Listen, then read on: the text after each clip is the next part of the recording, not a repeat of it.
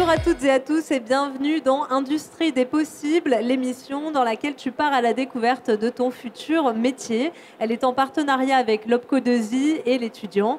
Et dans cette émission, nous t'invitons à découvrir non pas une industrie, mais des industries qui recrutent non pas un profil type, mais des états d'esprit pour créer ensemble la société de demain. Et oui, on peut dire en quelques mots que l'industrie, c'est un peu l'avenir de l'économie française, du moins en partie. Alors pourquoi pas toi, après tout? Mon invité du jour, c'est Alexandre Robic. Bonjour. Bonjour. Ravi de vous accueillir dans cette émission. Merci beaucoup.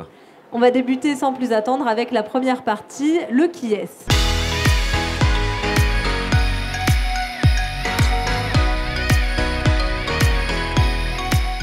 Vous représentez, Alexandre, la branche professionnelle matériaux pour la construction et l'industrie verre, précisément la filière cristal et verre, avec la société ZVB que vous représentez aujourd'hui en tant que responsable commercial. C'est une filière d'avenir aussi qui incarne à la fois l'innovation, le dynamisme, le rayonnement dans le monde, mais aussi en France. Aujourd'hui, 70% des flacons de parfum sont créés en France, 70% des flacons du monde entier, bien sûr. Et en particulier par le groupe Zignago Vetro-Bros, donc, dont vous faites partie. Je vous propose donc de nous diriger virtuellement dans la vallée de la Brelle, en Normandie, entre Rouen, Amiens et la mer, à votre rencontre.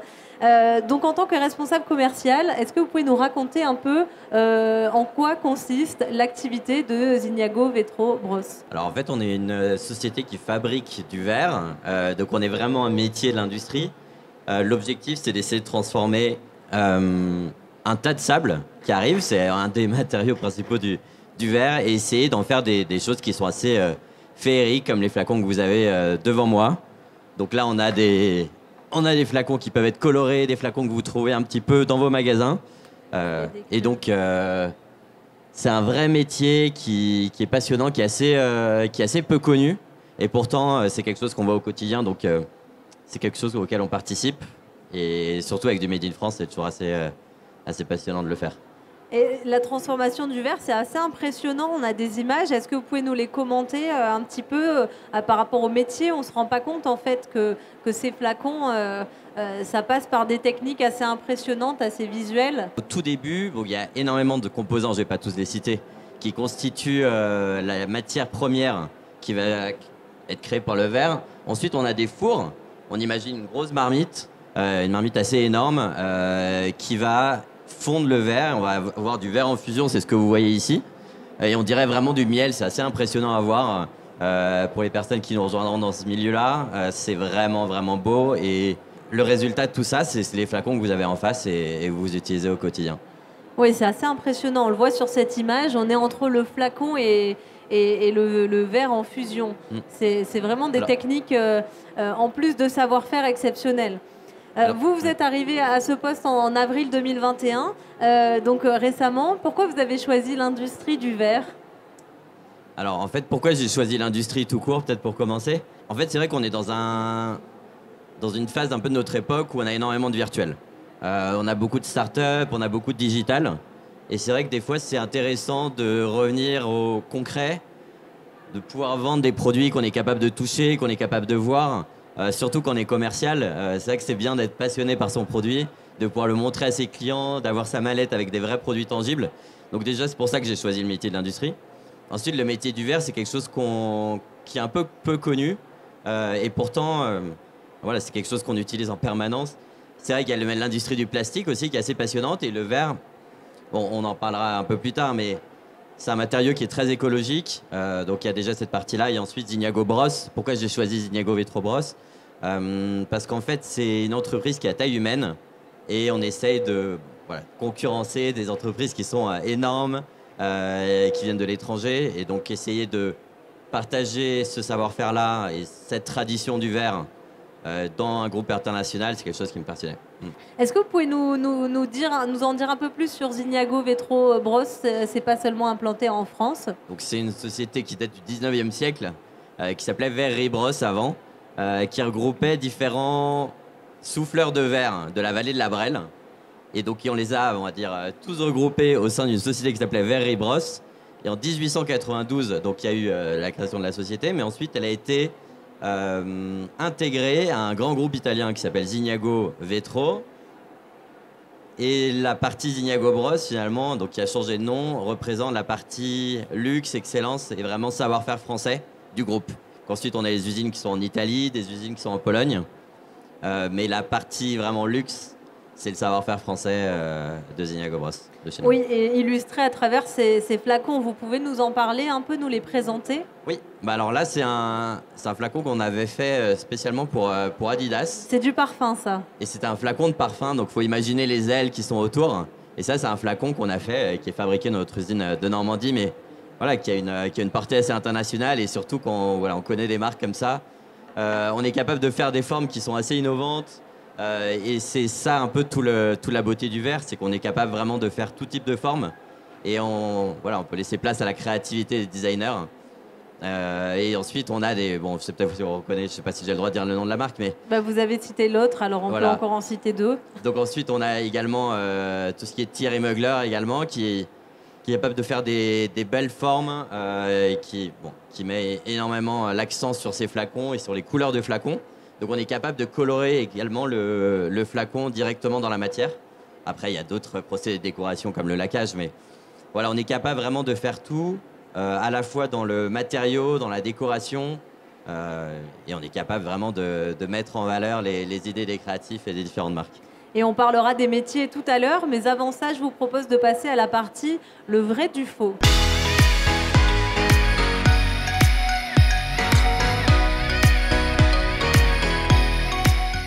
Dans cette partie d'émission, un petit peu d'interaction, un quiz un peu ludique dans lequel je vais pouvoir donner des affirmations à mon invité et auquel vous allez pouvoir me dire vrai ou faux, si ces affirmations sont vraies ou fausses, par rapport notamment à l'industrie du verre, mais aussi à l'entreprise que vous représentez. Bon, peut-être pour ceux qui n'étaient pas là tout à l'heure, 70% donc des flacons de la haute parfumerie vendus dans le monde sont fabriqués dans la vallée de la Brelle, donc en Normandie. C'est vrai ou faux? C'est vrai. C'est vraiment la parfumerie de luxe, hein, on est d'accord. Donc, c'est pas tous les flacons de parfum. C'est vrai que c'est vrai, en Chine, il y a énormément de flacons qui sont fabriqués, mais le savoir-faire luxe est très haut de gamme. On a la chance que 75% des flacons de luxe sont fabriqués dans la vallée normande, la vallée de la Brelle. Donc, c'est une petite victoire française. Et cette vallée de la Brelle, alors c'est une région attractive, vrai ou faux? Bah, mon avis, c'est vrai. Après, c'est à vous de venir pour vous l'apercevoir. Mais on est vraiment au milieu de différentes grandes villes, à côté d'Amiens, à côté de Beauvais. On a la mer qui est pas très loin. On a l'aéroport de Beauvais si vous voulez voyager, avec des vols pas trop chers. Donc voilà, on est quand même une région plutôt sympa, avec de l'espace et surtout avec des prix peut-être un peu moins chers qu'à Paris. Alors, vrai ou faux, Bros fait partie des dernières entreprises en France à travailler le verre partiellement à la main, en semi-automatique. C'est vrai. C'est vrai, on est capable de faire du verre semi-automatique. C'est un procédé qui utilise à la fois la main de l'homme et à la fois une partie qui est automatisée. Ça veut dire qu'on va cueillir le verre, récupérer le verre. Donc c'est pour ça qu'on dit semi-automatique, c'est semi-automatisé. Et on est parmi les derniers en Europe à le faire. Et on est même le dernier en Europe à la fois avoir le procédé totalement automatique, qui est le plus courant dans l'industrie, et le semi-automatique. Donc on peut faire quelques milliers de pièces pour une marque de niche, jusqu'à plusieurs millions de pièces pour un grand groupe. Et vrai ou faux, les femmes occupent plutôt les postes de tri et les hommes conduisent les machines, le cliché? Bah, le cliché, mais l'inverse est également vrai. Ça veut dire qu'en fait, on est capable maintenant d'avoir les plus hauts postes, même de direction dans nos sociétés et dans cette industrie-là. Par exemple, notre directrice générale est une femme. On a également une femme qui est conducteur de machine dans le verre, alors que c'est peu courant, c'est pas ce qu'on imaginait au début. Et on a également une ingénieure qui s'occupe de le matériau du verre, dans la composition, la fusion du verre. Donc vraiment, tout type de postes sont représentés par les femmes chez nous. Et on va en parler tout de suite dans la météo de l'emploi.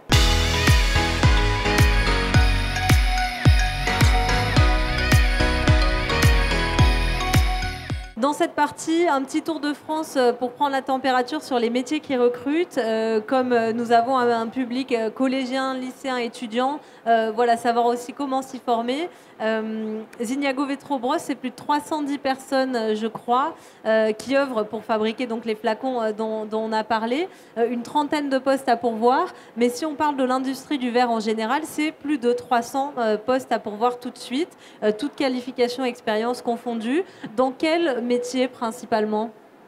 Alors principalement, c'est vrai qu'il y a plusieurs niveaux, on va dire. La partie production, tout ce qui est opérateur, tout ce qui est régleur, conducteur de machines, des chefs d'équipe. On a également, voilà, on n'a pas que des postes qui sont individuels et au contraire, c'est vraiment des postes où on est en équipe et on peut aussi diriger les équipes à la fois dans la production, donc comme ce qu'on avait vu en plein milieu des machines.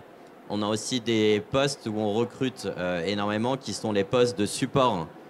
Tout ce qui est logistique, tout ce qui est comptabilité qui est associé et énormément aussi sur des postes de développement projet où on concrétise un petit peu les idées de nos clients. Donc tout ce qui le est commercial aussi, le commercial, le chef de projet, les bureaux d'études. Donc il faut avoir un peu des compétences d'ingénieur, mais en même temps on est capable de former nous de notre côté. Donc on a des postes également en maintenance du bâtiment, maintenance des machines, parce que c'est des machines qui tournent en permanence, donc il faut également les surveiller. Et on a des postes également de tout ce qui est, on va dire, logistique, supply chain, vraiment tout ce que vous pouvez imaginer. Vous disiez, il y a 300 postes dans la vallée de la Brelle qui attendent des candidats. Également voilà. Des jeunes sortis d'école, je crois. Bah, ça veut dire que ça peut aller du bac avec 1 ou 2 mois de formation professionnelle jusqu'à des écoles d'ingénieurs. Et comme je disais, on est capable de former également. Moi, je connaissais rien au milieu du verre. Mais justement, il y a à peine 6 ou 7 mois et je suis là. Et alors, comment ça s'est passé votre intégration dans cette industrie? En fait, c'est super parce que tout le monde est passionné par ce qu'il fait. Faut se dire que quand j'ai visité l'usine pour la première fois, je voyais des personnes. Ils me disaient, c'est la 3e génération qui fabrique du verre. Mon père soufflait encore le verre à la main. À la bouche et le travailler à la main. Et donc on se dit qu'on a envie de partager ce savoir-faire encore plus qu'on est commercial pour être sûr que ces métiers ne disparaissent pas, particulièrement en France. Donc on est bien intégré, on a une bienveillance autour de soi. Et encore plus pour moi, du coup, qui parle plusieurs langues, on est un groupe international. Donc j'ai pu visiter les différentes usines en Europe. Je suis parti quasiment 1 mois en Italie pour aller visiter la maison mère de notre groupe. Donc voilà, c'est vrai qu'on est plutôt bien épaulé. Donc vous vous y sentez bien, épanoui? Ouais, c'est un peu l'avantage des milieux de l'industrie, c'est que on est content de voir un petit peu ce qui se concrétise et donc ça nous rend heureux quand on voit les projets qui aboutissent. Oui. À qui sont destinés ces métiers du verre justement? Quel type de profil? Quel peut-être prérequis? Pas forcément au niveau de la formation, mais d'aptitude personnelle. Alors en aptitude personnelle, en fait, je pense qu'il faut être quelqu'un qui a un peu une force de proposition. Ça veut dire qu'il ne faut pas vraiment être timide. On a l'avantage aussi d'être dans une société qui est à taille humaine. Donc si vous avez des idées, vous avez plein d'idées, on est capable de les mettre en œuvre. On a également une gamme de standards. Ça veut dire que là, on voit des produits spécifiques qui ont été créés pour des clients. Mais on est également capable de créer des produits standards qu'on va être capable de vendre à différentes usines, enfin différents clients qui auront juste à mettre leur label ou leur logo dessus. Et là-dessus, si vous avez de bonnes idées, on est capable de créer un flacon si vous pensez qu'il est en corrélation avec le marché. Donc un jeune diplômé ou même en alternance chez vous peut proposer des idées qui sont concrétisées. C'est ça que vous nous dites? C'est ça. Et encore plus quand on est une société à taille humaine, c'est quelque chose qui va assez vite. On est capable d'évoluer, on est capable de faire énormément de choses. Ouais. C'est génial. Ouais, ça donne envie. On passe à la dernière partie de notre émission, le cap ou pas cap.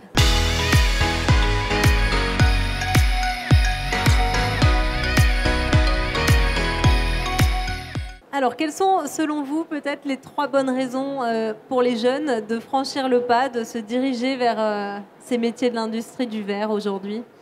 Alors, en ce moment, je dirais le premier point, ça serait que c'est un métier d'avenir. C'est un métier d'avenir à la fois pour l'écologie, parce que le verre, c'est une matière qui est recyclable à l'infini. Donc, c'est vrai qu'on peut se dire que c'est une des matières les plus écologiques actuellement. Pourquoi également un métier d'avenir? Parce que c'est des profils qui sont trop recherchés. Vous disiez qu'il y avait 300 postes à pourvoir dans la vallée de la Brelle. Je ne vous cache pas que si vous avez déjà une formation, vous avez déjà travaillé dans une société, c'est sûr que vous êtes très attractif pour le secteur.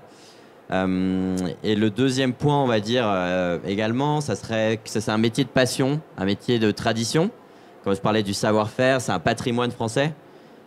Donc c'est un métier où on est très content de ce qu'on fait.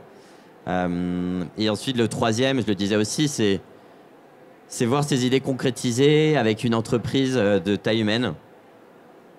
Et généralement, dans le verre, on est voilà, en France, des sociétés qui sont assez à taille humaine. Donc c'est plutôt beau de voir tout ça. Et ça vaut le coup de franchir le cap quand on connaît tous les débouchés qu'il y a derrière.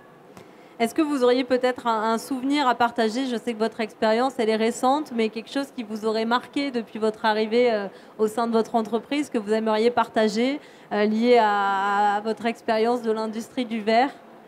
Alors, une expérience que j'ai partagée au début, alors c'était surtout quand j'ai eu l'opportunité de tester le semi-automatique. Dans le semi-automatique, comme j'expliquais, ça veut dire qu'il y a une partie qui est manuelle. Donc, on a le verre qui arrive, et il faut le prendre en main, il faut manipuler le verre. Donc il y a tout un geste à avoir. Et ensuite, on va le passer dans un deuxième moule qui s'appelle, après le moule ébaucheur, le moule finisseur, où on va commencer à finaliser la forme. Et donc une expérience que j'ai eu la chance de faire quasiment dès mon arrivée, c'est qu'on m'a dit, bon bah voilà, tu vas te lever à 5 heures du matin, enfin tu vas te lever à 4 heures du matin pour arriver à 5 heures sur l'usine, et tu vas faire le métier justement où tu travailles le verre comme les ouvriers sur le semi-automatique. Et donc j'ai eu la chance de fabriquer mes propres flacons de verre, voilà, que j'avais manipulé à la main. Donc c'est une expérience qui m'a marqué. Ça m'a donné encore plus envie de rester et de promouvoir ça en tant que commercial. Il y a un lien qui se crée avec les équipes, j'imagine, dans ces moments-là encore plus. C'est super de proposer ça en interne pour découvrir les métiers. Bah, c'est sûr que quand je suis arrivé, moi, alors j'ai une partie qui est un peu prospection. Donc ça veut dire que je suis censé chercher des nouveaux clients. Et donc, quand je suis arrivé et que je leur ai dit que mon objectif, c'était de ramener des clients qu'on n'a pas encore, ils étaient émerveillés parce qu'ils disaient, bon, bah, nous, ce qui nous fait plaisir le matin, c'est de fabriquer des flacons, de savoir qu'ils vont être disponibles partout. Et dès qu'ils ont des nouveaux flacons, des nouveaux designs qui sortent, ils sont très heureux de se dire, bon, bah voilà, c'est un peu mon nouveau challenge d'aujourd'hui, d'essayer de fabriquer ce flacon-là. Et justement, je ne sais pas si vous pouvez nous parler un peu soit de la typologie de vos clients, soit des types de flacons que vous réalisez. Est-ce qu'il y a une grande variété ou peut-être pas de ce que vous dites? On ne se rend pas compte. Alors, l'avantage qu'on disait, ça veut dire que chez Iniago Bros, on est capable de faire à la fois le semi-automatique et l'automatique. Donc, on est capable d'avoir toute la palette de flacons possibles et inimaginables. C'est-à-dire qu'on n'aboutit pas forcément au même résultat si on prend l'option semi-automatique. Non, en fait, on est capable de faire des flacons qui sont très très légers, donc des petites miniatures que vous voyez un peu dans le commerce, des petites miniatures de voyage qui sont pour le domaine du luxe. Et ça, c'est très difficile à faire en automatique. Et on est également capable de faire des carafes de spiritueux. Donc on est capable d'aller de la parfumerie au spiritueux. On a également fait des pots pour les bougies. On est capable de faire... on a fait un pot de miel qui se vend quasiment 100 €. C'est assez... le luxe. Le luxe, mais tout est fabriqué chez nous et on est vraiment capable de tout faire. Super. Un dernier conseil pour la route, peut-être? Non, un conseil, je pense que ça serait essayer de voir un petit peu les métiers du verre, les industries du verre, les formations qui sont liées à ça. Donc il y a la Glass Valley qui nous représente énormément. Il y a la Fédération du cristal et du verre. Et après, vous pouvez contacter les entreprises directement. Donc nous, on a une adresse mail, mais après, voilà, il y a d'autres... Il y a les autres entreprises du verre, mais nous, c'est rh@fr.zignagovetro.com. Si vous avez des demandes, des questions, ou même si vous voulez postuler chez nous, avec plaisir. Merci beaucoup, Alexandre Robic. Merci à vous de m'avoir reçu. C'est donc la fin de cette émission. Direction, si vous avez besoin de plus d'informations, le site fedecristal.fr et également industrie-d-possible.fr. Et n'oublie pas, qui que tu sois, quoi que tu recherches, l'industrie aura toujours de beaux jours devant toi. Alors pourquoi pas toi ?